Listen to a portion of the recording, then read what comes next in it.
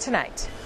We have new details tonight on what could be the city of Tulsa's stripped-down new budget plan. News on 6 reporter Emery Bryan has the latest on what the mayor calls a bare-bones budget. Emery?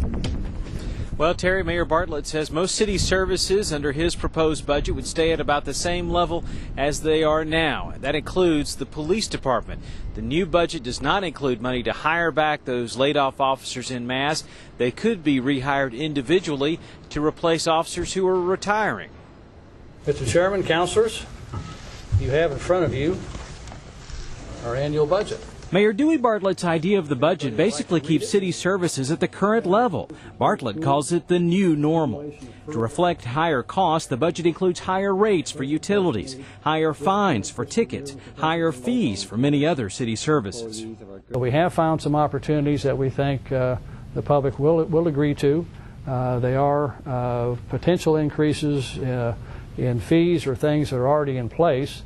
So it will take a little bit of investigation, a little evaluation for the council to agree to them, but I think they'll give a pretty good look at it. There are a couple of things that I think a lot of councilors will have some problems with. City Council Chair Rick Westcott says in particular, billing citizens when the fire department responds to a fire would be a hard sell. The Bartlett budget plan has the city spending $230 million from the general fund. That's $1 million less than the past year. Bartlett says that's conservative enough to make mid-year cuts unlikely.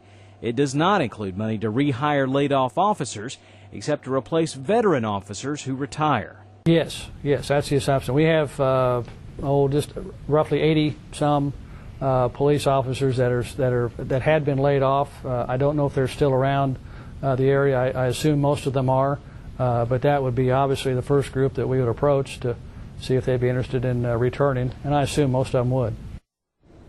Now, there is one significant gap in the mayor's budget, and that is no money for snow plowing, for salt and sand for snow removal. The mayor wants the city council to come up with the estimated $1 million cost through some sort of new revenue that would account for that. Now, all of this goes to the city council. This is just the mayor's proposed budget. City council will spend the next 2 months going over these numbers. It's up to them to determine exactly what the city needs. They have to pass the budget before the new year starts July 1st. Emery Bryan, the News on